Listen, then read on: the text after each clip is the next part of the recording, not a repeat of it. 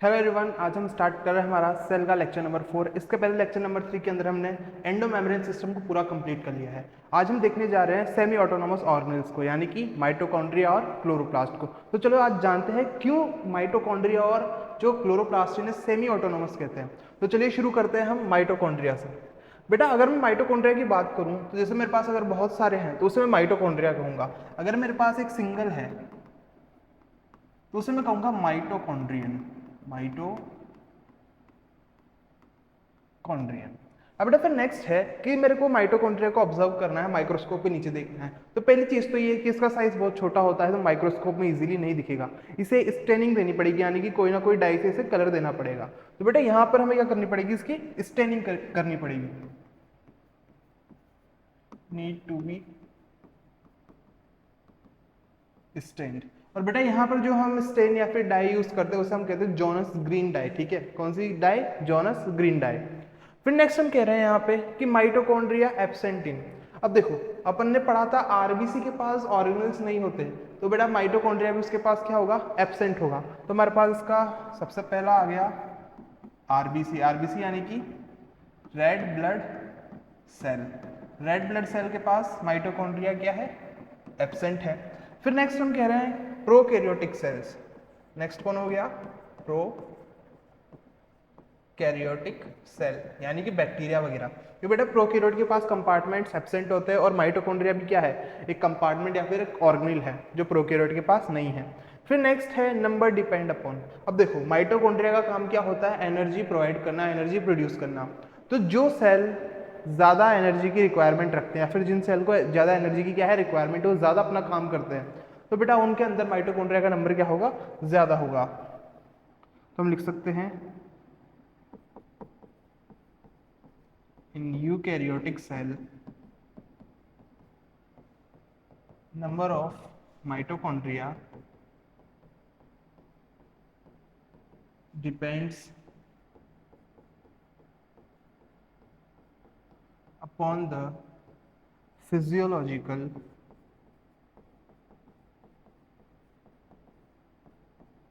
activities of cell। देखो जिसके अंदर जितनी ज़्यादा फिजियोलॉजिकल एक्टिविटीज होगी उसके अंदर उतने ही ज़्यादा माइटोकॉन्ड्रिया के नंबर होंगे, क्योंकि बेटा जितनी ज़्यादा एक्टिविटी करेगा उतनी ज़्यादा एनर्जी की नीड होगी, रिक्वायरमेंट होगी, उतनी ज़्यादा क्या वहाँ पे होंगे? माइटोकॉन्ड्रिया होंगे। फिर नेक्स्ट हम बात करते हैं इसकी शेप और साइज की। तो बेटा देखो ये हमने एक माइटोकॉन्ड्रिया का यहाँ पे स्ट्रक्चर बनाया है। ये कैसा लग रहा है? एक सॉसेज जैसा, या फिर हम कह सकते हैं सिलेंडर शेप का लग रहा है। तो हम यहाँ पे इसकी शेप में लिख सकते हैं सॉसेज एंड सिलिंड्रिकल। और वहीं मैं इसकी साइज की बात करूं तो देखो इसकी साइज हो जाएगी अराउंड 0.2 से 1 नैनोमीटर। और अगर मैं इसकी लेंथ की बात करूं तो वो हो जाएगी 1 से 4.1 नैनोमीटर। तो ये बेसिक सा इंट्रोडक्शन था माइटोकॉन्ड्रिया का कि सिंगल को माइटोकॉन्ड्रियन कहेंगे, इसकी स्टेनिंग की जरूरत है, किस में एब्सेंट है? आरबीसी और प्रोकैरियोटिक सेल में। नंबर डिपेंड करता है किस पे? फिजियोलॉजिकल एक्टिविटीज पे। शेप और साइज हमने यहाँ पर देख लिए। अब नेक्स्ट हम आगे बढ़ते हैं इसके स्ट्रक्चर पे। अब बेटा इसका स्ट्रक्चर समझो, वही मैंने जो पहले कहा था, स्ट्रक्चर समझो, पूरी थ्योरी उसी के अंदर क्या हो जाएगी? कंप्लीट हो जाएगी। तो इसको भी हम इसी तरह से कंप्लीट करने वाले हैं। तो बेटा यहाँ पर देखो माइटोकॉन्ड्रिया एक डबल मेम्ब्रेन स्ट्रक्चर है। ठीक है, माइटोकॉन्ड्रिया क्या है? एक डबल मेम्ब्रेन स्ट्रक्चर। तो इसके पास भी दो मेम्ब्रेन प्रेजेंट है। ये है कौन? ये है आउटर मेम्ब्रेन। और बेटा ये अंदर वाली कौन हो जाएगी? Inner membrane. ठीक है, आउटर मेम्ब्रेन और इनर मेम्ब्रेन। अब बेटा जो आउटर मेम्ब्रेन है इसके ऊपर पोर्स प्रेजेंट है, इसके ऊपर छोटे छोटे से पोर्स प्रेजेंट है। ठीक है, इसके ऊपर क्या प्रेजेंट है? ये पोर्स या फिर पोरेंस। फिर नेक्स्ट देखो यहाँ पर आउटर मेम्ब्रेन और इनर मेम्ब्रेन के बीच में स्पेस प्रेजेंट है। ठीक है, आउटर और इनर के बीच में क्या है? स्पेस प्रेजेंट है। इसे हम कहते हैं इंटर मेम्ब्रेनस स्पेस। ठीक है, कौन सी स्पेस हो गई? ये इंटर मेम्ब्रेनस स्पेस। कहाँ प्रेजेंट है? आउटर और इनर के बीच में। अब बेटा नेक्स्ट हम बढ़ते हैं माइटोकॉन्ड्रिया में। अब माइटोकॉन्ड्रिया के अंदर देखो जो ये इसकी इनर मेम्ब्रेन है, इस पे आपको कुछ फिंगर लाइक प्रोजेक्शंस दिख रहे हैं, ठीक है, कुछ फोल्डिंग्स दिख रही है, तो बेटा इन्हें हम कहते हैं क्रिस्टे। इन्हें हम क्या कहेंगे? इन्हें हम कहेंगे क्रिस्टे। अब देखो बेसिकली इन्होंने क्या किया है, यहाँ पे फोल्डिंग्स करके सरफेस एरिया इंक्रीज कर दिया है। इधर समझते हैं, मेरे पास एक सरफेस कुछ ऐसी है और मेरे पास एक सरफेस कुछ ऐसी है। अब बताओ ज़्यादा सरफेस एरिया किसका है? सेकंड वाली का। क्यों? क्योंकि देखो यहाँ पे ऑटोमेटिकली एरिया बढ़ गया है, क्योंकि इसका जो शेप है वो कैसा हो चुका है? जिगजैग शेप में हो गया। उसी तरह यहाँ पर जो इनर मेम्ब्रेन है इसने क्या किया है भाई, यहाँ पे फोल्डिंग्स बना दिए, फिंगर लाइक प्रोजेक्शंस का फॉर्मेशन किया है। इन्हें हम क्या कहेंगे? क्रिस्टे। तो हम यहाँ लिख सकते हैं क्रिस्टे क्या है? Finger like projections. और कहाँ प्रेजेंट है ये? इनर मेम्ब्रेन पे प्रेजेंट है। और इनका काम क्या होता है? इनका काम होता है सरफेस एरिया इंक्रीज करना, ठीक है। इनका वर्क क्या है? दे इंक्रीज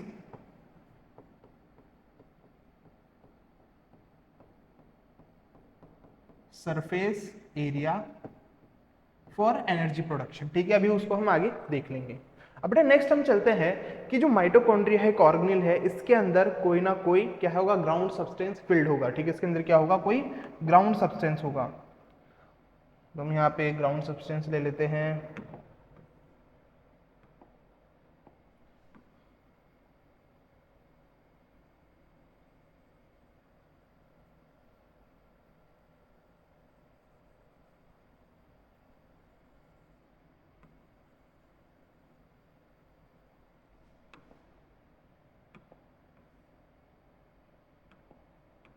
अब बेटा देखो ये क्या हो गया? इसका इनर पार्ट है, ठीक है। इसके अंदर ग्राउंड सब्सटेंस है, बेटा इसके ग्राउंड सब्सटेंस को हम कहेंगे मैट्रिक्स, ठीक है। क्या कहेंगे? मैट्रिक्स। अब मेन चीज इधर देखिए, इसके मैट्रिक्स के अंदर क्या क्या प्रेजेंट है वो चीज इंपॉर्टेंट है। सबसे पहला यहाँ पर प्रेजेंट है डीएनए, ठीक है। यहाँ पर क्या प्रेजेंट है? डीएनए। फिर नेक्स्ट में कह रहा हूँ यहाँ पर प्रेजेंट है कुछ ऑर्गेनेल, ठीक है। तो यहाँ पर एक ऑर्गेनेल भी प्रेजेंट है, कलर हम दूसरा लेंगे।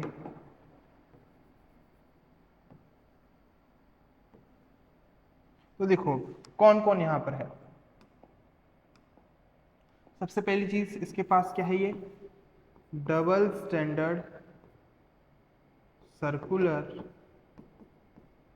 डीएनए। फिर दूसरा हम कह रहे हैं यहाँ पर क्या प्रेजेंट है? यहाँ पर प्रेजेंट है राइबोसोम, क्लियर है। और इसके अलावा यहाँ पर बहुत सारे एंजाइम्स भी प्रेजेंट है। अब एक चीज बताओ, डबल स्टैंडर्ड सर्कुलर डीएनए ये हमने पहले पढ़ा है, कहाँ पर? प्रोकैरियोट्स में, ठीक है। डबल स्टैंडर्ड सर्कुलर डीएनए किसके पास होता है? प्रोकैरियोट्स के पास।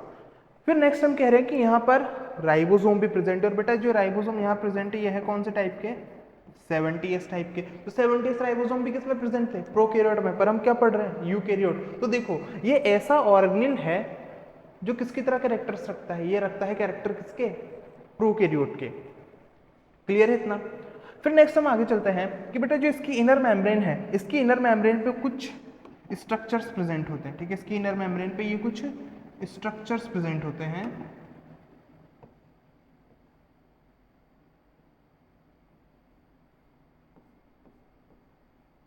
इन्हें हम कहते हैं F0 F1 पार्टिकल्स, ठीक है। इन्हें हम क्या कहेंगे? इन्हें हम कहेंगे F0 F1 पार्टिकल्स। अब देखो एनर्जी प्रोडक्शन का प्रोसेस तो हमें कहीं और पढ़ना है, डिटेल में पढ़ेंगे, पर यहाँ पे थोड़ा सा समझते हैं।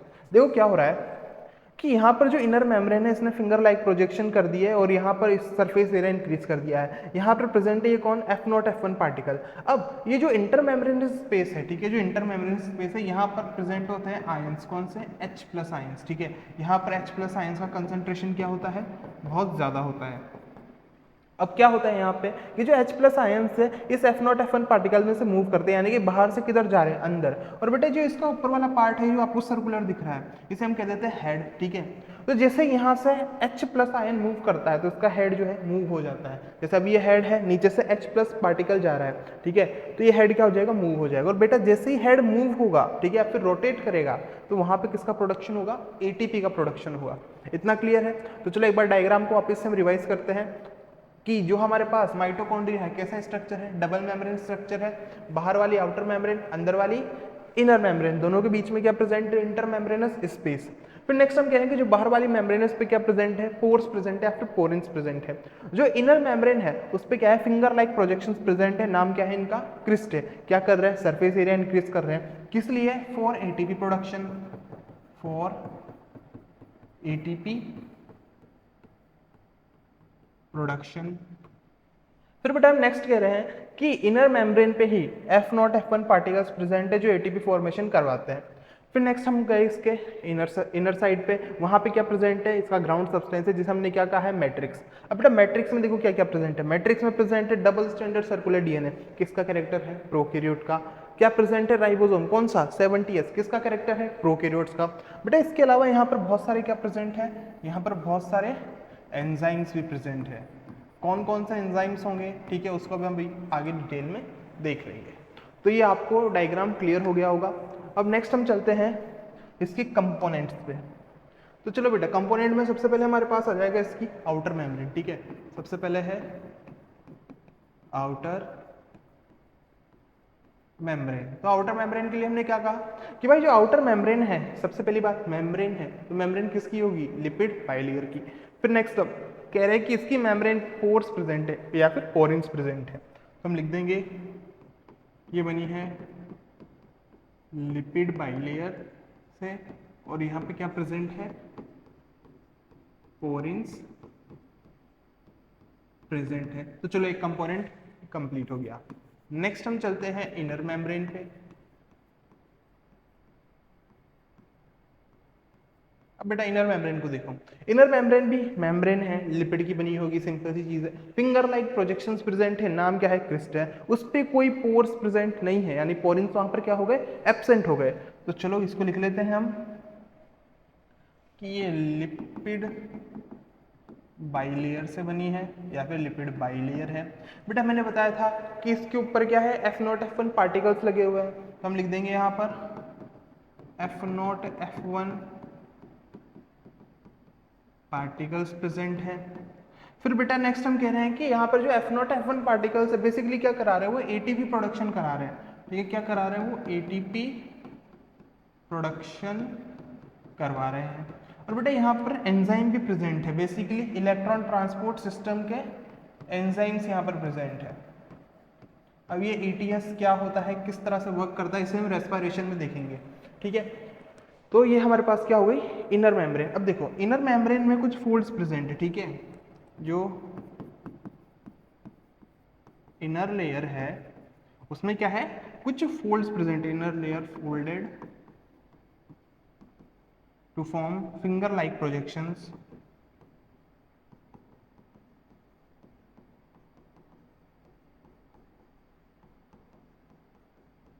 और बेटा इन्हें हम क्या कहते हैं, क्रिस्टे, क्या कह देंगे, क्रिस्टे। अब देखो क्रिस्टे और सिस्टरने में कंफ्यूज नहीं होना है, क्रिस्टे माइटोकॉन्ड्रिया में, सिस्टरने एक तो हमारे पास ER में था और दूसरा गोल्जी बॉडी में था, क्लियर है इतना। अब देखो क्रिस्टे तो प्रेजेंट है, पर क्रिस्टे कर क्या रहे हैं, cristae basically surface area increase कर रहे हैं, ठीक है। तो हम लिख देंगे number of cristae increase the surface area, ठीक है, सरफेस एरिया। अब बेटा जितने ज्यादा क्रिस्टे होंगे उतना ज्यादा सरफेस एरिया को उतनी ज्यादा एनर्जी का प्रोडक्शन करेगा। Third, outer membrane inner membrane के बीच में क्या प्रेजेंट है, इंटर मेम्ब्रेनस स्पेस, ठीक है। तो इन दोनों के बीच में कौन आ गया है, इंटर मेम्ब्रेनस स्पेस। अब बेटा देखो इंटर मेम्ब्रेनस स्पेस में कौन प्रेजेंट है, इंटर मेम्ब्रेनस स्पेस में प्रेजेंट है H+ आयंस, ठीक है। वहां पर क्या प्रेजेंट है, H+ आयंस प्रेजेंट है, तो H+ प्रेजेंट। और ये किस में हेल्प कर रहे हैं, ये हेल्प कर रहे हैं ATP बनाने में, H+ present to make ATP। और कैसे बनाएंगे इसका मैंने थोड़ा सा आपको आइडिया दे दिया है, डिटेल में कहीं और अपन को ये पढ़ना है। फिर बेटा नेक्स्ट हम आगे बढ़ते हैं, तो इसके मैट्रिक्स की बात करते हैं, ठीक है। नेक्स्ट हमारे पास हो गया इसका मैट्रिक्स, मैट्रिक्स यानी कि ग्राउंड सब्सटेंस। अब देखो मैट्रिक्स में कौन कौन प्रेजेंट है, मैट्रिक्स में प्रेजेंट है double standard circular DNA, double standard circular DNA. फिर नेक्स्ट हमने कहा है यहाँ पर राइबोसोम प्रेजेंट है। बेटा राइबोसोम कौन सा वाला, 70 एस टाइप का। फिर नेक्स्ट हम कह रहे हैं यहाँ पर कुछ एंजाइम्स भी प्रेजेंट है। अब एंजाइम्स में देख लेते हैं हम कौन कौन सा एंजाइम्स यहाँ पर प्रेजेंट है। तो बेटा यहाँ पर रेस्पिरेटरी एंजाइम्स प्रेजेंट है, ठीक है, रेस्पिरेटरी एंजाइम। क्रैब साइकिल के यहाँ पर एंजाइम्स प्रेजेंट है। यहाँ पर लिंक रिएक्शन के एंजाइम प्रेजेंट है, ठीक। यहाँ पर बीटा ऑक्सीडेशन के एंजाइम्स प्रेजेंट है, यहाँ पर फैट सिंथेसिस के एंजाइम प्रेजेंट है, यानी कि बहुत सारे एंजाइम यहाँ पर प्रेजेंट है। पर हमें अभी उनको डिटेल में नहीं देखना है, हमें अभी बस इतना देखना है। क्लियर है। अब मैंने आपको ये लेक्चर स्टार्ट होने के पहले कहा था हम पढ़ेंगे सेमी ऑटोनोमस ऑर्गेनिल्स को। तो इसको सेमी ऑटोनोमस क्यों कहते हैं, इस चीज को थोड़ा समझते हैं। अब बेटा यहाँ पर देखो, प्रोटीन है, सॉरी यहाँ पर क्या है, डीएनए प्रेजेंट है। डीएनए जो है आगे चल के फॉर्मेशन करेगा आरएनए का, ठीक है। किसका फॉर्मेशन करेगा, आरएनए, या फिर आप कह दो एमआरएनए का। बेटा राइबोसोम भी प्रेजेंट है। राइबोसोम जो है वो क्या करेंगे, राइबोसोम आएंगे और इस एमआरएनए से अटैच हो जाएंगे। बेटा एमआरएनए से अटैच होने के बाद ये यहाँ पर प्रोडक्शन करेंगे किसका, ये यहाँ पर प्रोडक्शन करने वाले हैं प्रोटीन का। ये इन्होंने प्रोटीन बना दिया। तो देखो ये एक ऐसा ऑर्गेनिल है जो अपना प्रोटीन खुद बना सकता है, ठीक है, सारा तो नहीं पर कुछ प्रोटीन खुद बना रहा है। तो ऐसे ऑर्गेनिल जिनके पास खुद का डीएनए है, राइबोसोम है और वो अपना प्रोटीन खुद बना रहे हैं, ठीक है, उसे हम कहते हैं सेमी ऑटोनोमस ऑर्गेनिल। ये पूरा प्रोटीन खुद नहीं बनाएंगे, कुछ प्रोटीन बाहर से लेंगे, ठीक है, इसीलिए क्या दिया हमने सेमी, ठीक है। अगर खुद पूरा बना लेते तो ये ऑटोनोमस हो जाते। क्लियर है इतना। तो सेमी ऑटोनोमस इन्हें इसीलिए कहा गया है। हम यहाँ पर लिख देते हैं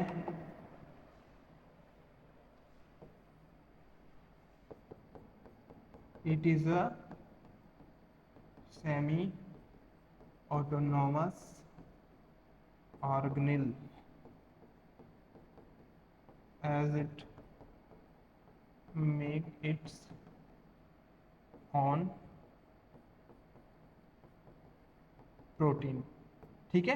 ये खुद का प्रोटीन खुद बना रहा है और जिस थोड़ा बहुत प्रोटीन अगर ज़्यादा चाहिए तो साइटोप्लाज्म से ले लेगा। नेक्स्ट पे चलते हैं, सॉरी।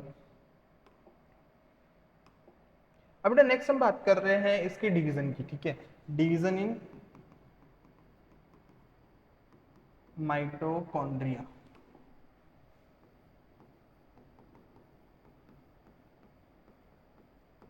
अब बेटा देखो इसमें कुछ कैरेक्टर्स प्रोकैरियोट जैसा है, तो डिवीजन भी प्रोकैरियोट की तरह कर रहा है, यानी कि बाइनरी फिजन शो कर रहा है, ठीक है। क्या शो कर रहा है, बाइनरी फिजन। बाइनरी फिजन में क्या होता है कि ये आपके पास एक सेल है, ठीक है, आपके पास क्या है, ये एक सेल है, ये सेल ने डिवाइड किया, ठीक है, सेल ने डिवाइड करके दो सेल का फॉर्मेशन कर दिया। इसे ही हम क्या कहते हैं, बाइनरी फिजन। क्लियर है।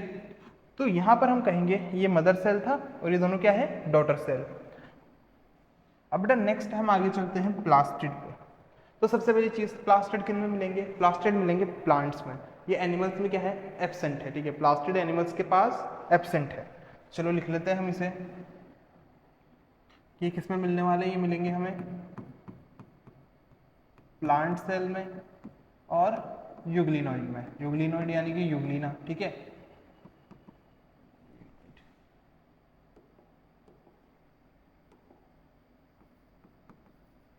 फिर नेक्स्ट हम कह रहे हैं कि इसकी साइज क्या होगी। अब बेटा जो क्लोरोप्लास्ट है इसकी साइज माइटोकॉन्ड्रिया से बड़ी होती है, ठीक है, इसकी साइज क्या है, माइटोकॉन्ड्रिया से बड़ी है। तो हम लिख देंगे लार्जर देन माइटोकॉन्ड्रिया,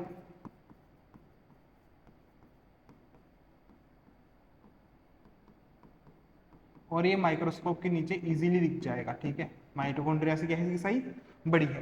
फिर नेक्स्ट हम बात करते हैं इसकी टाइप्स की। तो बेटा जो इसके टाइप है तीन है, इसके तीन टाइप होने वाले हैं। सबसे पहला है हमारे पास क्लोरोप्लास्ट, नेक्स्ट है हमारे पास क्रोमोप्लास्ट, और लास्ट है हमारे पास ल्यूकोप्लास्ट। ठीक है, लास्ट कौन हो गया? ल्यूकोप्लास्ट। अब देखो, जो क्लोरोप्लास्ट है ये जहां भी प्रेजेंट होगा ग्रीन कलर प्रोवाइड करेगा। क्रोमोप्लास्ट ग्रीन के अलावा बाकी कलर प्रोवाइड करेगा, यानी कि हम लिख सकते हैं other than green, other than green. और हमारे पास जो ल्यूकोप्लास्ट है, तो बेटा ल्यूकोप्लास्ट होता है कलरलेस। ल्यूकोप्लास्ट कैसा होता है? कलरलेस, यानी कि यहाँ पर ये कोई कलर प्रोवाइड नहीं करने वाला है। अब थोड़ा हम ल्यूकोप्लास्ट को डिटेल में देखेंगे, फिर उसके बाद हम आगे बढ़ेंगे।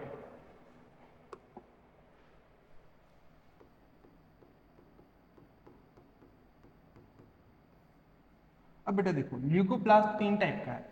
ठीक है, ल्यूकोप्लास्ट यहाँ पर हमारे पास 3 टाइप का है। सबसे पहला हमारे पास अमाइलोप्लास्ट, फिर नेक्स्ट है एलियोप्लास्ट,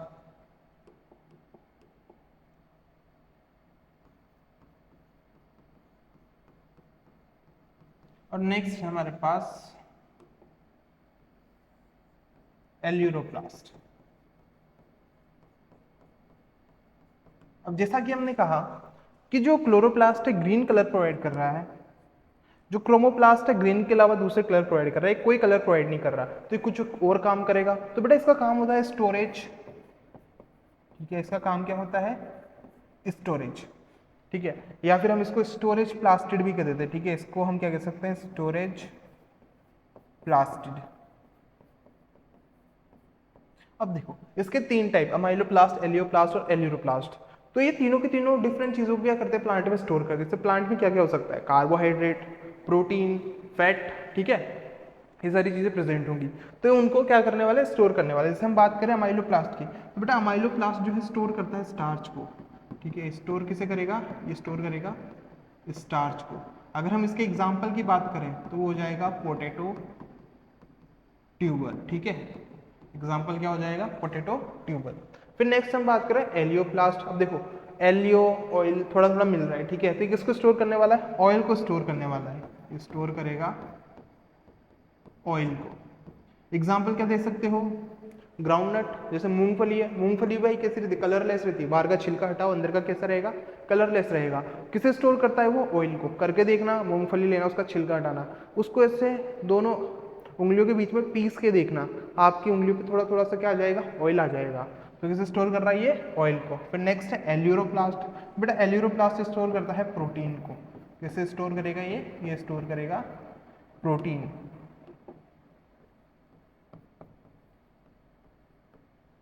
तो हमारे पास ये 3 टाइप के कौन हो गए? ल्यूकोप्लास्ट हो गए। अब देखो, सबसे इंपॉर्टेंट यहाँ पर क्लोरोप्लास्ट। हमें क्लोरोप्लास्ट को डिटेल में देखना है, बट ये दोनों जो है इनकी इतनी डिटेल सफिशिएंट है।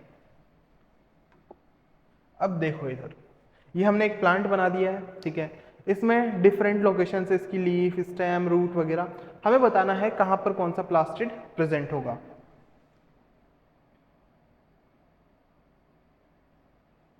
तो बेटा देखो, कलरफुल है, अदर देन ग्रीन है, तो यहां पर कौन होगा? क्रोमो प्लास्ट। फिर नेक्स्ट देखो, ग्रीन कलर है, यानी कि यहां पे कौन होगा? Chloro प्लास्ट। Green, chloro प्लास्ट। Yellow colour आ गया, अदर देन ग्रीन है, यानी कि क्रोमो प्लास्ट।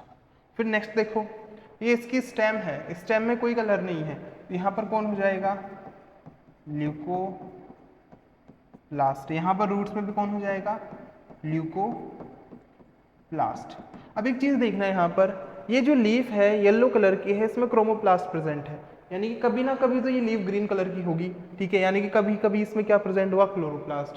क्लोरोप्लास्ट खत्म हुआ, क्या आ गया? क्रोमोप्लास्ट। या फिर हम कह सकते हैं लीफ जैसे पुरानी हुई, क्रोमोप्लास्ट किसमें कन्वर्ट हो गया? क्लोरोप्लास्ट में। तो बेटा ये क्या हो गई? Location of plastid. अब यहाँ पर देखो, रोल देख लेते हैं इनका। ठीक है, जैसे रोल में हम बात करें क्लोरोप्लास्ट की, तो बेटा क्लोरोप्लास्ट कहाँ प्रेजेंट है? लीव्स में प्रेजेंट है। क्या परफॉर्म करेगा या फिर किस में हेल्प करेगा? बेटा ये हेल्प करता है फोटोसिंथेसिस में। ठीक है, ये क्या परफॉर्म करा रहा है? सिंथेसिस, ठीक है, फूड बनाने में हेल्प कर रहा है। फिर नेक्स्ट हम कह रहे हैं क्रोमोप्लास्ट। बेटा क्रोमोप्लास्ट ग्रीन के अलावा दूसरे कलर दे रहा है, ग्रीन के अलावा दूसरे कलर दे रहा है, यानी कि चीज़ों को अट्रैक्टिव बना रहा है, ठीक है, ताकि ये जो बाकी ऑर्गेनिजम्स है जैसे कि इंसेक्ट्स वगैरह हो गए उनको अपनी तरफ अट्रैक्ट करे। और अट्रैक्ट क्यों करेगा? पॉलिनेशन के लिए। जैसे कि एक कलरफुल फ्लावर है, ठीक है, तो क्या कर रहे हैं? इंसेक्ट्स को अट्रैक्ट कर रहा है, इंसेक्ट आ रहे हैं, ठीक है, वहाँ से अपना नेक्टर वगैरह ले रहे हैं और वहाँ से कुछ पॉलन उनकी बॉडी पे स्टिक होगा, दूसरी जगह जाके उन पॉलन्स को क्या कर रहे हैं? डिस्पर्स कर रहे हैं या फिर उनको फैला रहे हैं। तो ये किस में हेल्प कर रहा है? पॉलिनेशन में हेल्प कर रहा है। तो हम लिख सकते हैं ये किस में प्रेजेंट होगा? इन फ्लावर्स। तो क्या करने वाला है? पॉलिनेटर को अट्रैक्ट करेगा। पॉलिनेटर कौन है यहाँ पर? इंसेक्ट। तो अट्रैक्ट पॉलिनेटर्स। फिर नेक्स्ट हम कह रहे हैं कि भाई ये फ्रूट वगैरह में प्रेजेंट है, फ्रूट वगैरह को कलरफुल बना रहा है, तो ये दूसरे जानवरों को अपनी तरफ अट्रैक्ट करेगा ताकि दूसरे जानवर जाए उन फ्रूट को खाए और खा के कहीं दूर निकल जाए। और फिर जो उनका वेस्ट है उनमें इसके सीड्स प्रेजेंट होंगे, ठीक है, और उनका वेस्ट जहाँ कहीं भी जाएगा तो बेटा सीड भी वहीं पहुँच गया। तो क्या कर रहा है? सीड डिस्पर्सल में हेल्प कर रहा है। तो हम यहाँ लिख देंगे इन फ्रूट। इन फ्रूट में क्या लिखेंगे? एनिमल अट्रैक्ट, ये कर रहा है अट्रैक्ट एनिमल। और क्या परफॉर्म करा रहा है? Seed dispersal. फिर थर्ड है हमारे पास ल्यूकोप्लास्ट। अब देखो बेटा ल्यूकोप्लास्ट कोई कलर नहीं दे रहा है, ये क्या है? स्टोरेज प्लास्टिड है। तो ये क्या परफॉर्म कर रहा है? ये परफॉर्म कर रहा है स्टोरेज। क्लियर है? आगे चलते हैं।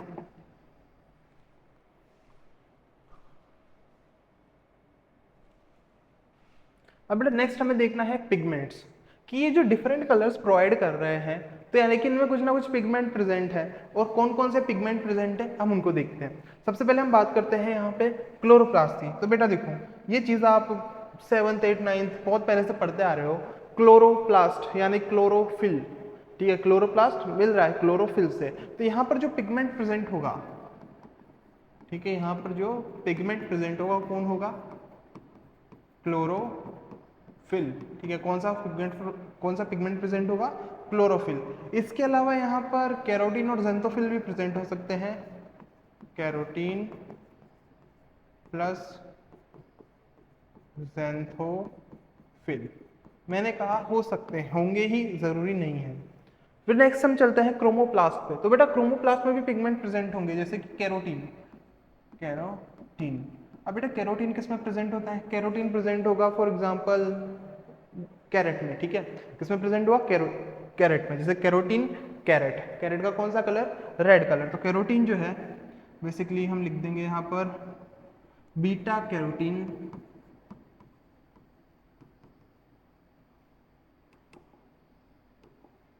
बीटा कैरोटीन किस में प्रेजेंट होगा? ये प्रेजेंट होगा कैरेट में। क्या प्रोवाइड करेगा? ये प्रोवाइड करेगा रेड कलर। इसके अलावा हमारे पास यहाँ पे प्रेजेंट है लाइकोपीन। बेटा लाइकोपीन जो है क्या कलर प्रोवाइड करेगा? ये प्रोवाइड करेगा ऑरेंज कलर, यानी ये ऑरेंज में प्रेजेंट होगा। यहाँ पर हमारे पास और प्रेजेंट होंगे ज़ेंथोफिल। ज़ेंथोफिल, बेटा ज़ेंथोफिल में हम एग्जांपल लिख सकते हैं ल्यूटीन, ठीक है, यहाँ पर हम एग्जांपल ले लेंगे ल्यूटीन का। और बेटा जो ल्यूटीन है जैसे येलो बेल पेपर आती है, ठीक है, पीली शिमला मिर्च, उसमें ल्यूटीन प्रेजेंट होगा। तो ये कौन सा कलर प्रोवाइड करेगा? ये प्रोवाइड करेगा येलो कलर। हम यहाँ पर एक और एग्जांपल ले सकते हैं फ्यूकोजेंथिन। फ्यूकोजेंथिन, ठीक है। तो ये हमारे पास किसके पिगमेंट हो गए? क्रोमोप्लास्ट के। क्लोरोप्लास्ट में क्लोरोफिल, क्रोमोप्लास्ट में कैरोटीन, लाइकोपीन, ज़ेंथोफिल, फ्यूकोजेंथिन, ये सब यहाँ पे प्रेजेंट होंगे। वही हम बात करें बेटा ल्यूकोप्लास्ट के, तो यहाँ पर पिगमेंट्स क्या है? एब्सेंट है। यहाँ पर पिगमेंट्स एब्सेंट है, इसीलिए यहाँ पर कोई भी कलर नहीं है। अब हम बात करते हैं क्लोरोप्लास्ट की। तो बेटा क्लोरोप्लास्ट की अगर मैं लोकेशन की बात करूं तो बेसिक सबसे पहले देखो क्लोरोप्लास्ट क्या कहते हैं? क्लोरोप्लास्ट को कहते हैं ग्रीन प्लास्टिड, ठीक है, क्या कहते हैं इसे? ग्रीन प्लास्टिड, क्योंकि कौन सा कलर प्रोवाइड कर रहा है? Green colour. फिर नेक्स्ट हम इसकी लोकेशन की बात करें तो बेटा इसकी लोकेशन होती है basically aerial part of plant, वो पार्ट जो जमीन के ऊपर है, ठीक है, वो पार्ट जो जमीन के ऊपर है और ग्रीन कलर का है, तो वहां पर कौन सा पिगमेंट होगा या फिर कौन सा प्लास्टिड होगा, क्लोरोप्लास्ट। तो हम लिख सकते हैं प्रेजेंट इन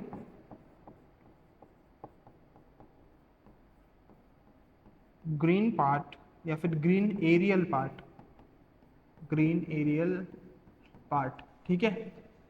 एरियल का मतलब भाई जो सनलाइट से एक्सपोज हो या फिर जमीन के ऊपर हो, तो हम लिख देंगे यहाँ पर expose to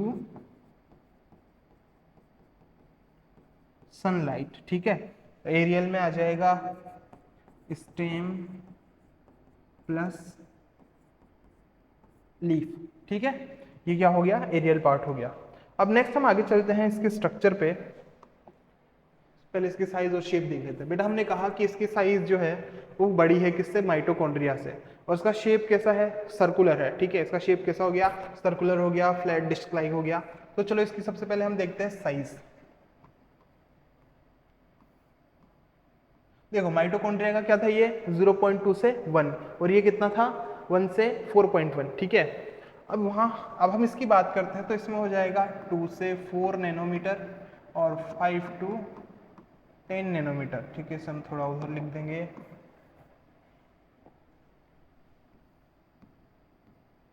5 to 10 nanometre.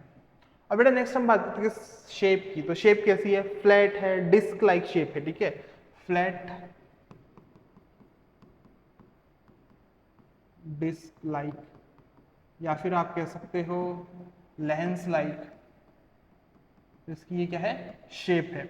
Next हम बात करते हैं इसके नंबर की। तो बेटा देखो इसका नंबर वेरी करता है, ठीक है। जैसे कि सिंगल सेल एल्गी है क्लेमाइडोमोनास, ठीक है, एक एल्गी है कौन, क्लेमाइडोमोनास, तो उसके अंदर इसका नंबर कितना होगा, सिंगल, एक।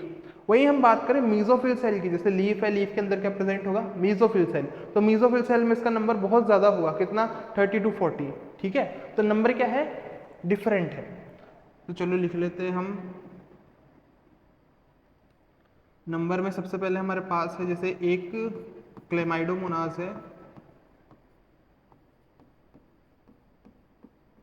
तो उसमें कितना है, एक क्लोरोप्लास्ट।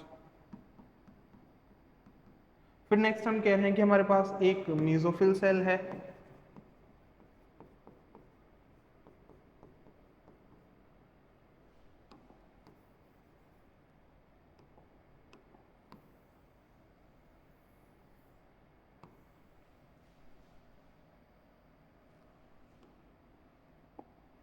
ठीक है। नेक्स्ट हम कह रहे हैं कि हमारे पास एक क्या है, मीजोफिल सेल, तो इसके अंदर कितने होंगे, अराउंड 40, या फिर हम कह सकते हैं 20 to 40 क्लोरोप्लास्ट। क्लियर है इतना। अब देखो यहाँ पर हमने ये स्ट्रक्चर बनाया है किसका, ये हमने स्ट्रक्चर बनाया है क्लोरोप्लास्ट का। इसको हम समझेंगे, पर उससे पहले थोड़ा कुछ फील कर लेते हैं इसमें हम। अब बेटा यहाँ पर देखो मेरे पास ये एक प्लांट है, ठीक है, मेरे पास ये एक प्लांट है, ठीक है। प्लांट पे ये लगी हुई है एक लीफ, ठीक है, प्लांट पे क्या है, एक लीफ है। मैंने ये लीफ को लिया और बेटा लीफ को मैंने लेके काट दिया, ठीक है। ये मेरे पास लीफ थी, लीफ को मैंने काट दिया। अब काटने के बाद मेरे को लीफ का क्या दिख रहा है, यहाँ पे सेक्शन दिख रहा है, वो सेक्शन को यहाँ बना के दिखाता हूँ आपको।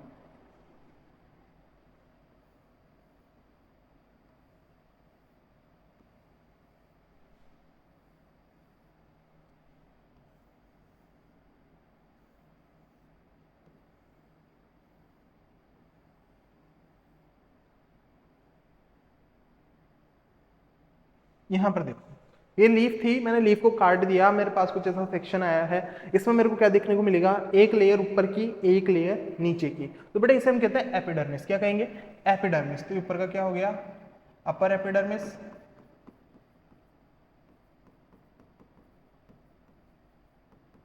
और ये नीचे वाला लोअर एपिडर्मिस। फिर नेक्स्ट मैं कह रहा हूं कि मेरे को यहाँ पे कुछ सेल्स देखने को मिल रहे हैं, जैसे कि मैंने यहाँ पे कुछ सेल्स बना दिए,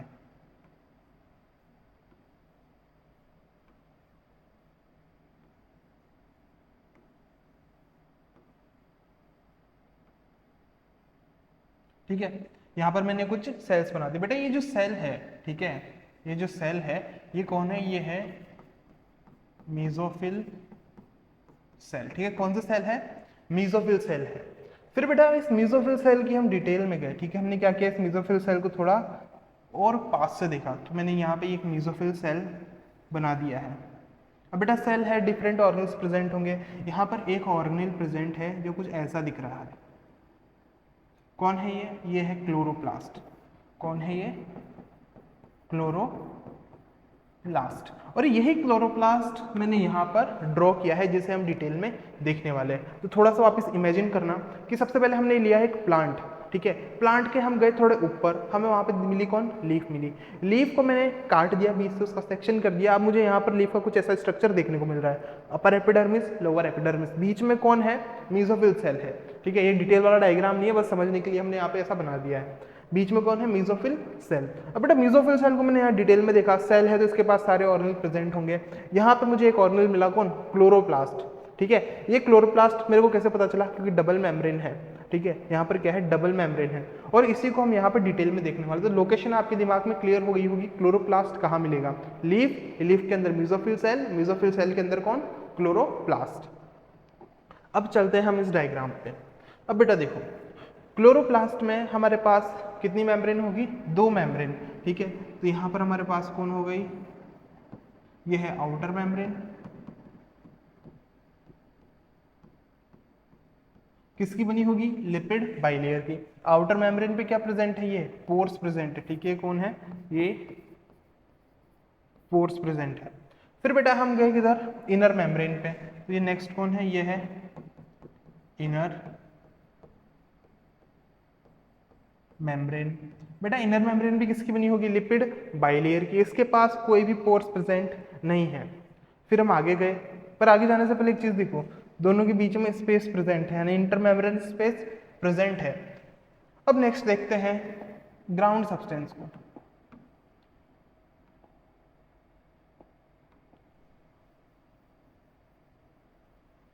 बेटा ये क्या है, यहाँ पर इसका ग्राउंड सब्सटेंस। ठीक है, इसके अंदर का क्या है, ये ग्राउंड सब्सटेंस है।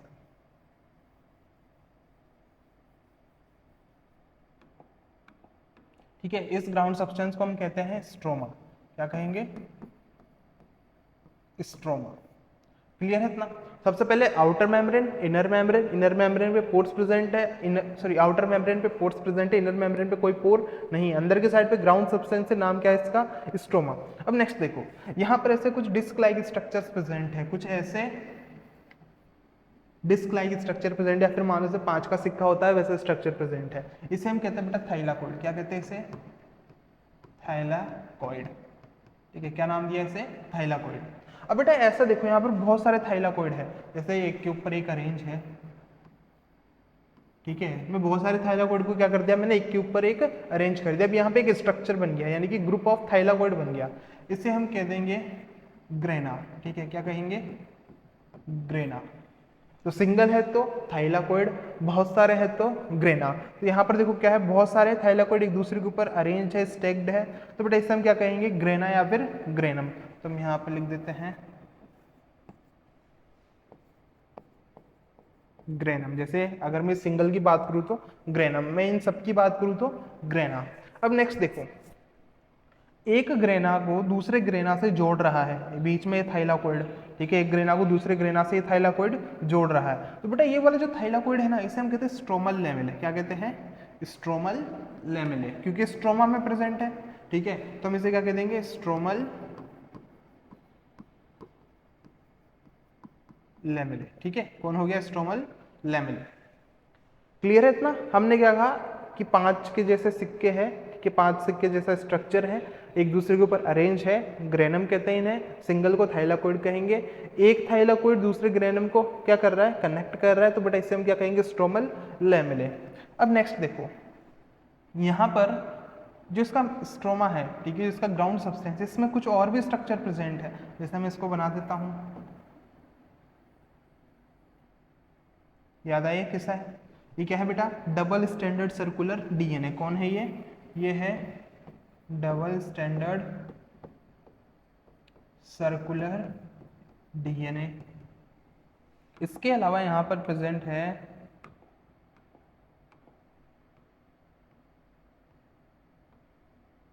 इसके अलावा यहाँ कौन है, ये है राइबोसोम।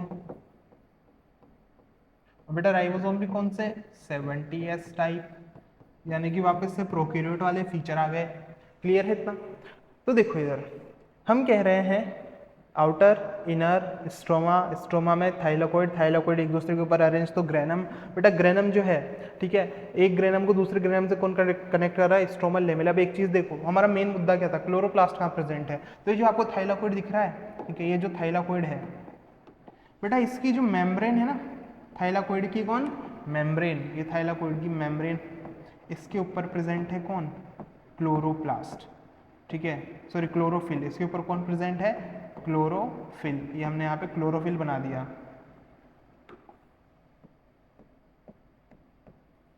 तो ये कौन हो गया यहाँ पे,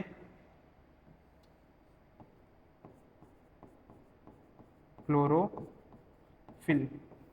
क्लियर है। इसकी मेम्ब्रेन पे कौन प्रेजेंट है, क्लोरोफिल प्रेजेंट है। तो अगर कोई आपसे पूछे क्लोरोफिल की लोकेशन बताओ, तो आपको बस इमेजिन करना है एक प्लांट, प्लांट में लीफ, लीफ का सेक्शन किया, उसके अंदर मीजोफिल सेल, मीजोफिल सेल के अंदर हमें क्या देखने को मिले, क्लोरोप्लास्ट। क्लोरोप्लास्ट कैसा स्ट्रक्चर है, क्लोरोप्लास्ट एक डबल मेम्ब्रेन स्ट्रक्चर है, आउटर मेम्ब्रेन है, इनर मेम्ब्रेन है, आउटर मेम्ब्रेन पे पोर्स प्रेजेंट है, इनर मेम्ब्रेन पे कोई पोर्स नहीं है। फिर नेक्स्ट हम कह रहे हैं इसके अंदर क्या भरा हुआ है, स्ट्रोमा भरा हुआ है। स्ट्रोमा इसका ग्राउंड सब्सटेंस है। स्ट्रोमा के अंदर 5 के सिक्के जैसे स्ट्रक्चर प्रेजेंट है। नाम क्या है उनका, थाइलाकोइड। एक के ऊपर एक थाइलाकोइड या एक के नीचे एक थाइलाकोइड मैंने अरेंज किया तो मेरे पास स्ट्रक्चर मिला कौन, ग्रेना। बेटा ग्रेना जो है, एक ग्रेना दूसरे ग्रेना से अटैच है, किसकी हेल्प से, स्ट्रोमल लेमेला की हेल्प से। फिर नेक्स्ट हम कह रहे हैं कि जो एक ग्रेना है या फिर थाइलाकोइड है, इसकी मेम्ब्रेन पे प्रेजेंट है कौन, क्लोरोफिल। ठीक है, इसकी मेम्ब्रेन पे कौन प्रेजेंट है, क्लोरोफिल। तो हमारे पास किसकी लोकेशन आ चुकी है, क्लोरोफिल की।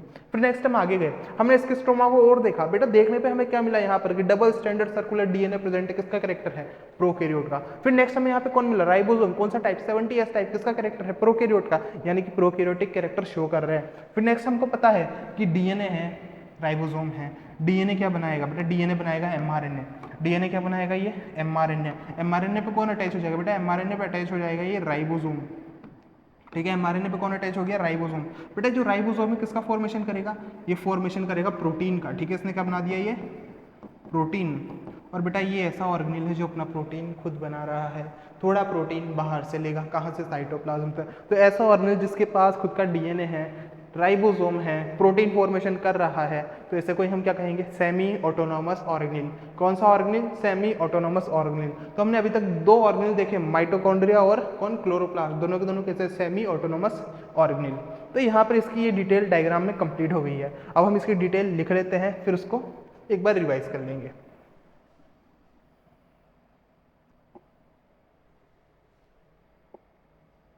तो बेटा डिटेल पे आ जाते हैं। ठीक है, ऐसा है, मेम्ब्रेन इसकी कैसी है, डबल लेयर। ठीक है, तो हम इसकी अगर मेम्ब्रेन की बात करें, मेम्ब्रेन में हम क्या लिखेंगे कि भाई इसके पास 2 मेम्ब्रेन है। कितनी मेम्ब्रेन है, 2 मेम्ब्रेन है। फिर बेटा नेक्स्ट हम कह रहे हैं कि जो आउटर मेम्ब्रेन है, ठीक है, जो इसकी आउटर मेम्ब्रेन है, इस पे क्या प्रेजेंट है, पोरिंग्स प्रेजेंट है, पोरिंग्स प्रेजेंट, पोरिंग्स यानी कि पोर्स प्रेजेंट है। ठीक है, यहाँ पे क्या है भाई, पोर्स प्रेजेंट है। अगर बेटा देखो पोर्स प्रेजेंट है तो उससे चीजें आ जा सकती है। ठीक है, उससे चीजें अंदर बाहर आ जा सकती है। तो क्या है, परमिएबल है। तो हम लिख सकते हैं ये कैसी है, मोर परमिएबल। क्लियर है इतना। फिर नेक्स्ट हम गए किस पे, इनर मेम्ब्रेन पे। तो बेटा जो इनर मेम्ब्रेन है,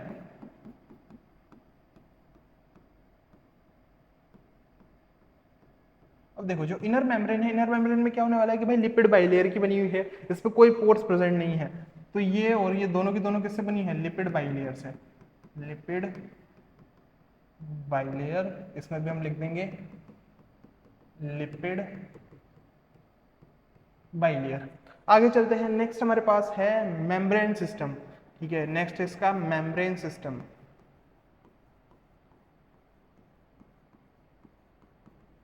अब बेटा मेम्ब्रेन सिस्टम बेसिकली थाइलाकोइड की बात कर रहा है, क्योंकि थाइलाकोइड भी क्या है, मेम्ब्रेन से बना हुआ स्ट्रक्चर है।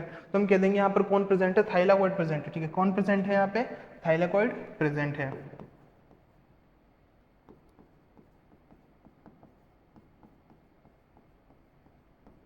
क्लियर है इतना। अब देखो थाइलाकोइड, जैसे मैंने यहाँ पर ये एक थाइलाकोइड बना दिया, ठीक है, एक मैंने क्या कर दिया, थाइलाकोइड बना दिया। अब बेटा देखो अंदर की जगह क्या है, खाली है, अंदर की जगह कैसी है, खाली है। तो हम कह सकते हैं कि कैविटी प्रेजेंट है, कैविटी को ही क्या कहते हैं, ल्यूमेन, क्या कहेंगे, ल्यूमेन। और बेटा इसके अंदर बहुत सारे H प्लस प्रेजेंट होंगे, ठीक है, इसके अंदर H प्लस की कंसंट्रेशन ज़्यादा होगी, तो हम लिख देंगे high H plus concentration. Clear है इतना। फिर आगे चलते हैं कि बेटा यहाँ पर जो थाइलाकोइड है एक दूसरे के ऊपर क्या हुए, अटैच हो गए, तो हम कह सकते हैं उन्होंने ग्रेना का फॉर्मेशन किया, या फिर उसको एक और नाम दे देंगे हम, ग्रेनल थाइलाकोइड। क्या कह देंगे, ग्रेनल थाइलाकोइड। तो जो थाइलाकोइड है उसने किसका फॉर्मेशन किया है, ग्रेना का। इसी को हम एक और नाम दे देंगे ग्रेनल थाइलाकोइड। क्लियर है इतना। फिर नेक्स्ट हम कह रहे हैं बेटा कि स्ट्रोमा में ग्रेनल थाइलाकोइड थी, वहां पर स्ट्रोमल लैमेले भी प्रेजेंट थे, जैसे कि हमने यहाँ पर अभी स्ट्रक्चर बताया आपको। ये चीज देखो, ये तो क्या है, ग्रेनल थाइलाकोइड या ग्रेनम है। यहाँ पर ये एक थाइलाकोइड है जो एक दूसरे को कनेक्ट कर रहा है, तो बेटा हम क्या कहेंगे, स्ट्रोमल लैमेले। क्या कहेंगे, स्ट्रोमल लैमेले। तो हमारे पास एक तो ग्रेनल थाइलाकोइड हो गया, दूसरा क्या है, स्ट्रोमल लैमेले। ठीक है। तो बेटा हम कह रहे हैं कि इसकी मेम्ब्रेन पे, ठीक है, इनकी मेम्ब्रेन पे क्या प्रेजेंट है, पिगमेंट प्रेजेंट है, इनकी मेम्ब्रेन पे पिगमेंट प्रेजेंट है, पिगमेंट प्रेजेंट ऑन थाइलाकोइड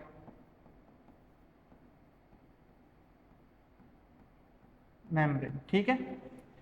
अब हम आगे चलते हैं कि बेटा यहाँ पर जो स्ट्रोमा है, स्ट्रोमा के अंदर भी क्या है, कुछ एंजाइम्स प्रेजेंट है। मैं इसको डायग्राम में मेंशन कर देता हूँ कि जो स्ट्रोमा है, स्ट्रोमा में क्या है, कुछ एंजाइम्स प्रेजेंट है। ये मैंने यहाँ पे एंजाइम्स बना दिए, ठीक है, कौन है, एंजाइम्स है। और बेटा ये एंजाइम किसके, ये एंजाइम है डार्क रिएक्शन की। किसके एंजाइम है, डार्क रिएक्शन की। अब डार्क रिएक्शन, लाइट रिएक्शन क्या क्या होती है, हर चीज के लिए अलग अलग चैप्टर है, बस यहाँ पर नाम आया, आपको नाम याद रखना है, ठीक है।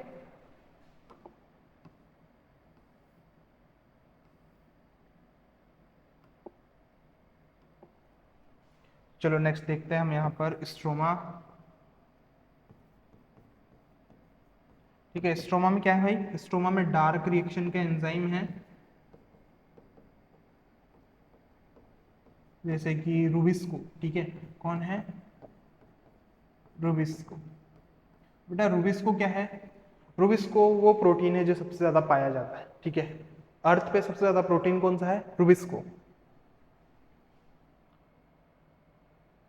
फिर नेक्स्ट हम कह रहे हैं कि इसके अंदर डार्क एंजाइम के, सॉरी डार्क रिएक्शन के एंजाइम तो है, इसके साथ साथ यहाँ पर डबल स्टैंडर्ड सर्कुलर डीएनए है, इसके पास खुद का राइबोसोम है, राइबोसोम भी कौन सा है, 70S। इसके बाद इसके पास क्या है यहाँ पर, इसके बाद बेटा इसके पास प्रेजेंट है, अगर डीएनए है तो क्या बना लेगा ये, आरएनए बना लेगा। और अगर ये सारी चीजें हैं तो ये क्या कर सकता है, प्रोटीन सिंथेसिस। और बेटा प्रोटीन सिंथेसिस कर पा रहा है, खुद का प्रोटीन बना रहा है, बाहर से भी ले रहा है, तो सेमी ऑटोनोमस ऑर्गेनिल। ये कैसा ऑर्गेनिल है, सेमी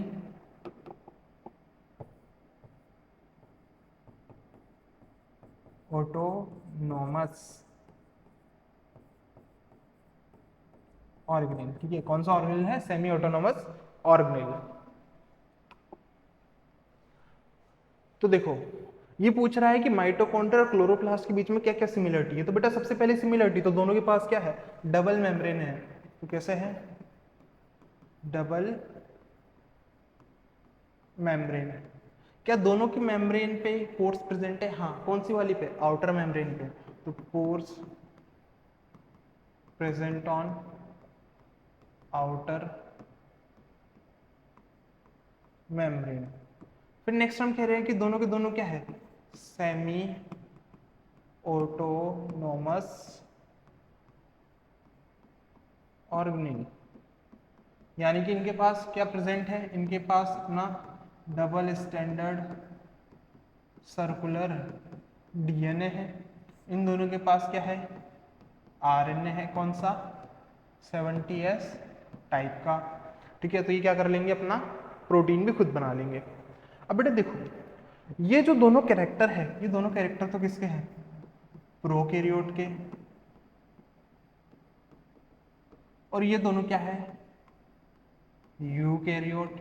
यानी कि ये ऐसे कैरेक्टर्स, सॉरी, ये दोनों के दोनों किसके अंदर है, यूकैरियोट के अंदर। ठीक है, दोनों के दोनों क्या है, यूकैरियोट ऑर्गेनिल है। तो हम अब ये देखते हैं कि भाई इनके पास प्रोकैरियोट के कैरेक्टर आए कैसे, या फिर इनका ओरिजिन कैसे हुआ। तो origin of mitochondria and chloroplast. तो बेटा इसके लिए एक थ्योरी है जिसे हम कहते हैं एंडो सिम्बायोटिक थ्योरी। अब ये एंडो सिम्बायोटिक थ्योरी क्या कहती है उसे समझते हैं। देखो, एंडो का मतलब क्या होता है, इन, एंडो का मतलब क्या है, इन, और सिम्बायोटिक का मतलब होता है कि दोनों के दोनों कैसे रह रहे, साथ में रह रहे। ठीक है, तो दोनों को क्या हो, कुछ बेनिफिट हो, तो हम लिख देंगे बेनिफिट टू बोथ।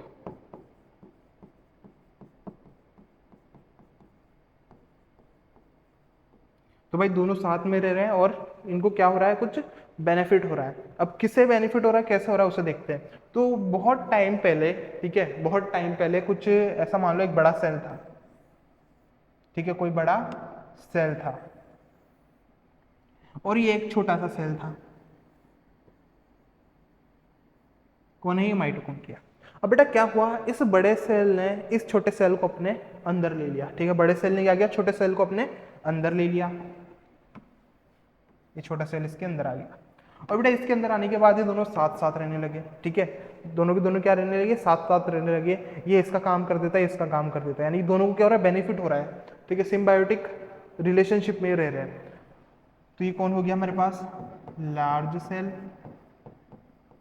और ये कौन है, स्मॉल सेल। अब देखो, ये सेल पहले अलग था, यानी कि अपने काम वगैरह खुद करता था, कुछ प्रोकैरियोट जैसे कैरेक्टर शो कर रहे हैं कि कोई प्रोकैरियोट था, ये कोई यूकैरियोट था। इस यूकैरियोट ने प्रोकैरियोट को अपने अंदर ले लिया। ठीक है, तो यही क्या है, एंडोसिम्बायोटिक थ्योरी। ठीक है, यही क्या है, एंडोसिम्बायोटिक थ्योरी। तो हम लिख सकते हैं prokaryote trap inside large cell. ठीक है, प्रोकैरियोट कहाँ फंस गया, लार्ज सेल के अंदर फंस गया, और उसके अंदर फंसने के बाद किसकी तरह वर्क करने लगा, एक ऑर्गेनिल की तरह वर्क करने लगा। और बेटा वो ऑर्गेनिल की तरह वर्क कर रहा है, तो ये जो स्ट्रक्चर है ये तो क्या बन गया, यूकैरियोटिक बन गया। ठीक है, इन फॉर्म ऑफ ऑर्गेनिल। ठीक है, किसकी तरह काम करने लग गया, ये ऑर्गेनिल की तरह यहाँ पर काम करने लग गया। अब अगर कोई आपसे कह दे कि इसका क्या प्रूफ है कि एक प्रोकैरियोट एक यूकैरियोट के अंदर प्रेजेंट है, ऑर्गेनिल की तरह काम कर रहा है, तो उसका प्रूफ क्या हो गया, यही माइटोकॉन्ड्रिया और क्लोरोप्लास्ट। क्योंकि देखो कैरेक्टर किसके जैसे हैं, प्रोकैरियोट जैसे। तो कोई प्रूफ मांगे तो ये प्रूफ उसको दे देने का। तो चलो इसका प्रूफ भी हम लिख देते हैं। प्रूफ में हम क्या लिखेंगे, माइटोकॉन्ड्रिया एंड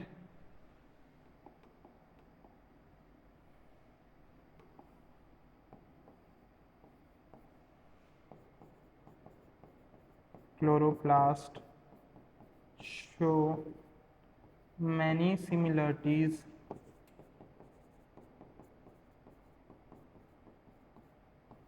with बैक्टीरिया। ठीक है, ये बैक्टीरिया के साथ बहुत सारी सिमिलरिटी शो कर रहे हैं। कौन कौन सी सिमिलरिटी शो कर रहे हैं, तो देखो बैक्टीरिया के पास भी क्या प्रेजेंट होता है, बैक्टीरिया के पास, मैं यहाँ लिख देता हूँ इसे, बैक्टीरिया के पास क्या क्या होता है बेटा, बैक्टीरिया के पास भी डीएनए होता है। कैसा होता है, सर्कुलर होता है। ठीक है, तो हम यहाँ लिख सकते हैं कि double standard circular DNA show कर रहा है, 70s टाइप का राइबोसोम शो कर रहा है, और बस यही दो चीज़। ठीक है, 70s राइबोसोम। तो दोनों तो किसके करेक्टर है, बैक्टीरिया के, किसमें मिल रहे हैं, इन दोनों के पास। तो इसका क्या हो गया, प्रूफ हो गया। आगे चलते हैं बेटा, नेक्स्ट आ चुका है राइबोसोम। अभी राइबोसोम अपन ने इतनी बार पढ़ लिया है, यहाँ पर हमें एक बार वापस उसे देखना है। तो बेटा राइबोसोम की अगर हम बात करें, तो राइबोसोम को डिस्कवर किया था एक साइंटिस्ट ने जिनका नाम था जॉर्ज पैलेट। क्या नाम है इनका, जॉर्ज पैलेट। तो जॉर्ज पैलेट ने कुछ छोटे छोटे से ग्रेन्यूल्स डिस्कवर किए थे, बाद में इन्हीं को नाम क्या मिल गया, राइबोसोम। तो हम यहाँ लिख सकते हैं इन 1953 साइंटिस्ट कौन है? George Palade. ठीक है, साइंटिस्ट कौन है? George Palade. इन्होंने ऑब्जर्व किए granular structures, observed granular structures inside cell. अब बेटा बहुत छोटे थे तो माइक्रोस्कोप के नीचे देखना पड़ा, सेल तो वैसे ही नहीं दिखता माइक्रोस्कोप के नीचे, सॉरी बिना माइक्रोस्कोप के तो सेल वैसे ही नहीं दिखता, और उससे भी छोटे हैं तो कोई चांस ही नहीं है कि माइक्रोस्कोप के बिना दिख जाए, तो उस चीज़ को मैं यहाँ नहीं लिख रहा हूँ। ठीक है, और कौन सा माइक्रोस्कोप यूज़ किया था? Electron microscope. ठीक है, अब आगे चलते हैं इसके स्ट्रक्चर पे।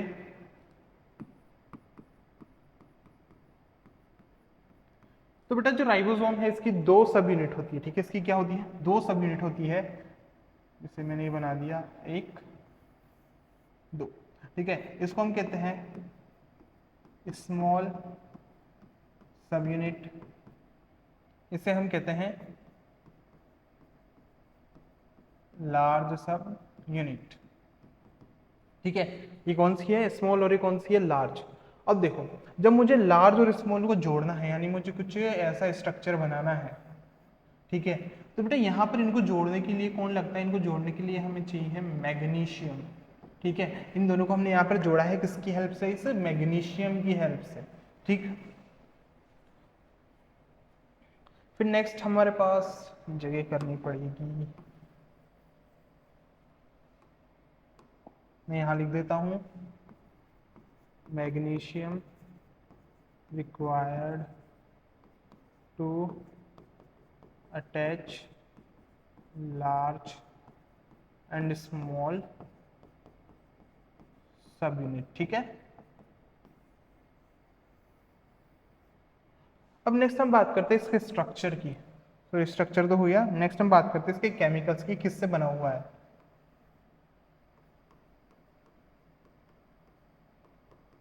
तो बेटा राइबोसोम दो चीजों से मिलकर बना हुआ है। सबसे पहला है हमारे पास आरएनए, और साथ में कौन? प्रोटीन। ठीक है, आरएनए प्लस प्रोटीन। अब बेटा आरएनए की फुल फॉर्म क्या होती है? Ribo nucleic acid. ठीक है, आरएनए की फुल फॉर्म क्या है? Ribo nucleic acid. और इस राइबो न्यूक्लिक एसिड के साथ कौन जुड़ा है? प्रोटीन। तो बेटा इसको हम एक और नाम दे देते हैं ribo nucleo protein, ribo nucleo protein. ठीक है, राइबो न्यूक्लियो प्रोटीन से कौन बना हुआ है? ये राइबोसोम। ठीक है, राइबो न्यूक्लियो प्रोटीन किससे बना रहा है? राइबोसोम को। तो तीन चीजें हमने देखी, डिस्कवर किया जॉर्ज पैलेट ने। स्ट्रक्चर कैसा है भाई? दो इसकी यूनिट है, स्मॉल सब यूनिट, लार्ज सब यूनिट। दोनों को साथ में जोड़ने के लिए मैग्नीशियम की रिक्वायरमेंट होती है, और ये दोनों साथ में कब जुड़ते हैं? जब प्रोटीन बनाना हो। अगर प्रोटीन नहीं बना तो दोनों अलग, जब प्रोटीन बनाना है दोनों साथ में। किसकी हेल्प से जुड़ेंगे? मैग्नीशियम की हेल्प से। किस पे जुड़ेंगे? mRNA पे। क्लियर है ना? आगे हमने बात की किस किस से बना हुआ है, तो ये बना है आरएनए और प्रोटीन से। बेटा आरएनए को क्या कहते हैं? राइबो न्यूक्लिक एसिड, इसीलिए हम इन दोनों को मिला के एक और नाम दे देते हैं क्या? Ribo nucleo protein. ठीक है, राइबो न्यूक्लियो प्रोटीन। नेक्स्ट है लोकेशन ऑफ राइबोसोम। अब बेटा अगर मैं प्रोकैरियोट की बात करूं तो राइबोसोम तो उसके साइटोप्लाज्म में मिलेंगे। ठीक है, तो उसकी लोकेशन क्या हो जाएगी? साइटोप्लाज्म। और बेटा कौन सा टाइप मिलेगा यहाँ पर? 70s type. नेक्स्ट हम बात करते हैं किसकी? यूकैरियोट की। ठीक है, नेक्स्ट हमारे पास कौन है? यूकैरियोट। अब बेटा देखो, यूकैरियोट के साइटोप्लाज्म में राइबोसोम मिलने वाला है। ठीक है, यूकैरियोट के साइटोप्लाज्म में मिलेगा, कौन सा मिलेगा? ATS, इसके पास ATS। फिर नेक्स्ट हम कह रहे हैं कि कुछ ऑर्गेनेल्स भी है जिनके अंदर राइबोसोम मिलता है। ऑर्गेनेल कौन कौन? एक है माइटोकॉन्ड्रिया, दूसरा कौन? क्लोरोप्लास्ट। तो बेटा कुछ ऑर्गेनेल भी है, उनमें भी कौन मिलने वाला है? उनमें भी मिलेगा हमें राइबोसोम। कौन से टाइप का? 70s टाइप का। ऑर्गेनेल याद रखना, माइटोकॉन्ड्रिया और क्लोरोप्लास्ट। तो इनकी क्या हो गई? लोकेशन हो गई। फिर नेक्स्ट हमारे पास क्वेश्चन है 70s cytoplasmic ribosome present in. तो बेटा 70s साइटोप्लाज्मिक राइबोसोम किस किस में मिलेगा? ये मिलेगा प्रोकैरियोट में, माइटोकॉन्ड्रिया में और क्लोरोप्लास्ट में। तो चलो एग्जांपल देखते हैं। क्लेमाइडोमोनास, अमीबा, माइकोप्लाज्मा, ओल। तो अमीबा क्या है? अमीबा तो एक यूकैरियोट है। ठीक है, अमीबा क्या है? एक यूकैरियोट है, ये यूकैरियोट है। माइकोप्लाज्मा, बेटा माइकोप्लाज्मा यानी PPLO, pleuropneumonia like organism, bacteria, ठीक है, सबसे छोटा सेल, तो इसका आंसर कौन हो जाएगा, पीपीएलओ या फिर माइकोप्लाज्मा। आगे चलते हैं बेटा, नेक्स्ट है स्वेडबर्ग्स कांस्टेंट। देखो ये जो हम कह रहे हैं ना 70s 80s, ठीक है, तो ये S क्या है, तो बेटा S है स्वेडबर्ग्स कांस्टेंट, ठीक है। तो बेटा स्वेडबर्ग कांस्टेंट क्या है, इसके ऊपर क्वेश्चन भी आता है, what does S stands for, तो बेटा S stands for their indirect measurement, ठीक है, indirect measurement of what, ribosome, ठीक है। तो हम लिख सकते हैं S is indirect measurement of ribosome, ठीक है, राइबोसोम का जो इनडायरेक्ट मेजरमेंट है उसे हम क्या कहते हैं, एस। फिर नेक्स्ट हम कह रहे हैं बेसिकली राइबोसोम में किस चीज का ये मेजरमेंट कर रहा है, तो मेजरमेंट करता है साइज और डेंसिटी का। बेटा यहाँ पर मेन इंपॉर्टेंट चीज है इनडायरेक्ट। क्वेश्चन में वो जैसे मान लो असर्शन रीजनिंग आ गया, उसने इनडायरेक्ट की जगह दी है डायरेक्ट, तब बहुत सारे बच्चे यहाँ गलती कर देते हैं, उसको करेक्ट कर देते हैं, बट वो क्या है, इनकरेक्ट है। रियलिटी में कैसा मेजरमेंट ही है, इनडायरेक्ट मेजरमेंट है। फिर नेक्स्ट हम कह रहे हैं कि इसे हम यूज कर लेते हैं आरएनए के लिए, प्रोटीन के लिए, ठीक है, या फिर राइबोसोम के लिए, पर वो चीज़ हमारे लिए इतनी इंपॉर्टेंट नहीं है। नेक्स्ट हम चलते हैं इस डायग्राम पे।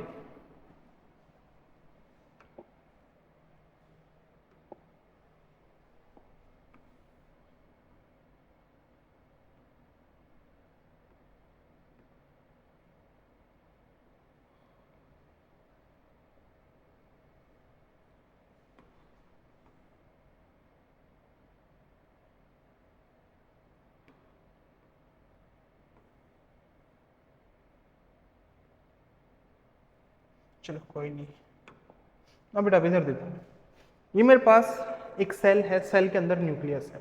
अब मैं ये बताने वाला हूँ कि आरएनए से राइबोसोम किस तरह से बन रहा है, ठीक है। तो देखो ये सेल के अंदर न्यूक्लियस, बेटा न्यूक्लियस के अंदर ये होगा इसका डीएनए, और यहाँ पर एक और पार्ट होता है, ठीक है, डेंस पार्ट होता है जिसके पास कोई मेम्ब्रेन नहीं होती, इसे हम क्या कहते हैं, न्यूक्लियस, ठीक है, सॉरी न्यूक्लियोलस। तो ये कौन है, ये है न्यूक्लियोलस। अब एक चीज देखना, मेरे पास डीएनए है, ठीक है, ये कौन है, डीएनए। डीएनए फॉर्मेशन करता है किसका, आरएनए का। डीएनए किसका फॉर्मेशन करता है, आरएनए का। अब बेटा यहाँ पर डिफरेंट टाइप के आरएनए मेरे पास प्रेजेंट है, ठीक है, मेरे पास यहाँ पे क्या है, डिफरेंट टाइप के आरएनए प्रेजेंट है, जैसे कि ये जो डीएनए है इससे बना है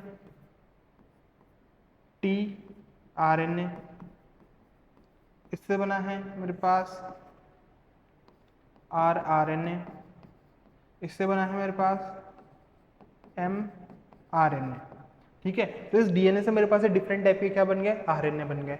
अब हमें क्या करना है, यहाँ पर इस आरआरएनए को लेना है, ठीक है, और प्रोटीन को लेना है।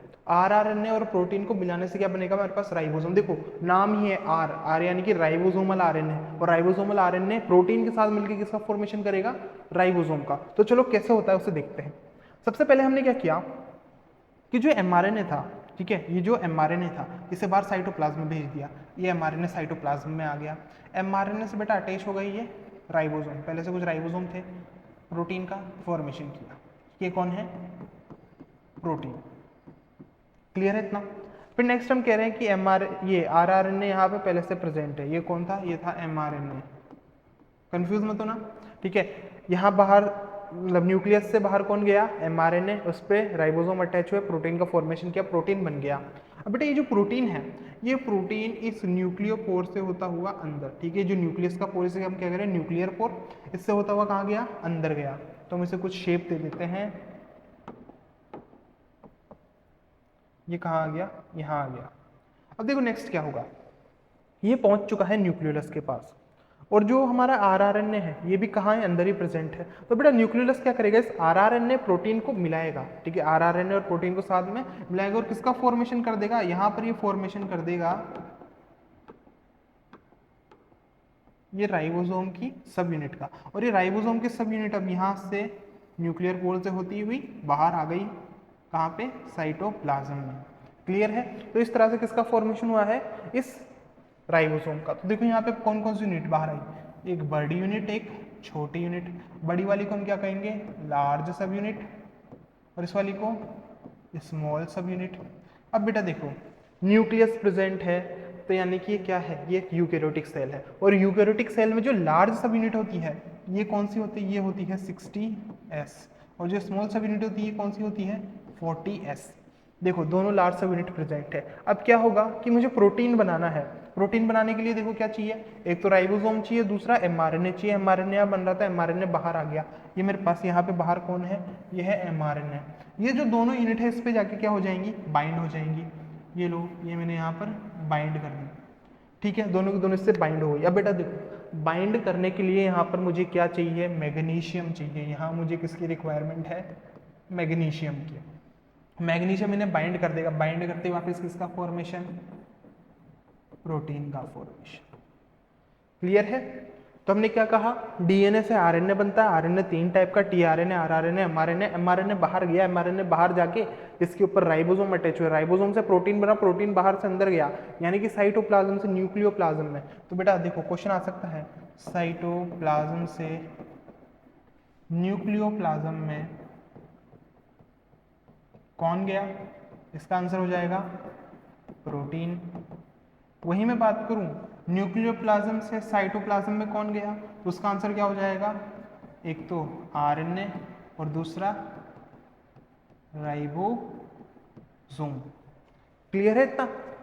हाँ चलो वापस देखते हैं कि भाई जब ये बाहर गया, प्रोटीन अंदर आया, प्रोटीन अंदर आया तो न्यूक्लियोलस ने यहाँ पर क्या किया, आरआरएनए और जो हमारे पास प्रोटीन था इनको साथ में जोड़ा और राइबोसोम का फॉर्मेशन किया। इसलिए न्यूक्लियोलस को हम क्या कहते हैं, राइबोसोम फैक्ट्री। क्या कह देंगे, राइबोसोम फैक्ट्री, क्योंकि राइबोसोम का क्या कर रहा है, फॉर्मेशन कर रहा है। राइबोसोम बाहर गए, ये आ गए, दोनों राइबोसोम को साथ में जोड़ना है। किस पे जोड़ेंगे, मैग्नीशियम, सॉरी किस पे जोड़ेंगे, एमआरएनए पे। किसकी हेल्प से जोड़ेंगे, मैग्नीशियम की हेल्प से। ठीक है, तो ये हमारे पास एमआरएनए था, ठीक है, ये मैग्नीशियम आया, मैग्नीशियम ने इन दोनों को इस पे जोड़ दिया और किसका फॉर्मेशन किया, प्रोटीन का फॉर्मेशन। ठीक है, तो एमआरएनए ने अटैच कर दिया है, हम यहाँ लिख सकते हैं, यहाँ मैग्नीशियम में लिख सकते हैं, attach both subunits on mRNA during protein synthesis। ठीक है, तो ये हमारे पास यहाँ पे मैग्नीशियम का वर्क आ गया। आगे चलते हैं, तो बेटा यहाँ कुछ क्वेश्चन है। साइट एट विच आरएनए फॉर्म, तो आरएनए कहाँ बनता है, तो बेटा आरएनए बनता है न्यूक्लियस में। ठीक है, तो inside nucleus. What move from nucleus to cytoplasm, nucleus से साइटोप्लाज्म में कौन जा रहा है, तो बेटा न्यूक्लियस से साइटोप्लाज्म में कौन जा रहा है, देखो इधर, न्यूक्लियस से साइटोप्लाज्म में आरएनए और राइबोसोम जा रहा है। तो मैं लिख देंगे RNA ribosome.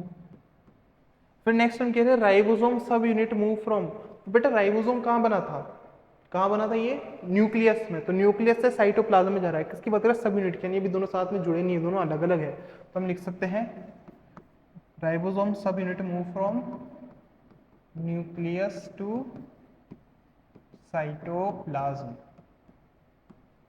Ribosome subunit combine in, बेटा साथ में जुड़ती है, कहाँ जुड़ती है, ये साइटोप्लाज्म में जाके जुड़ती है, इन साइटोप्लाज्म।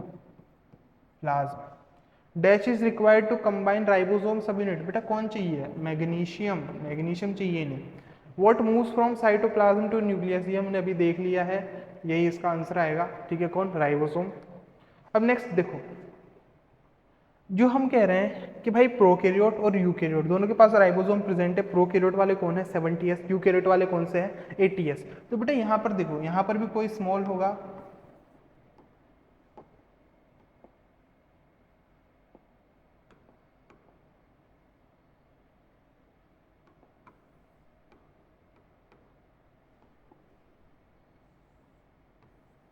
ठीक है, यहाँ पर भी एक स्मॉल है, एक लार्ज है, वहां पर भी एक स्मॉल है, एक लार्ज है। बेटा यहाँ पर जो स्मॉल वाला है, ठीक है, इसे हम कहते हैं 30s और लार्ज वाले को कहते हैं 50s।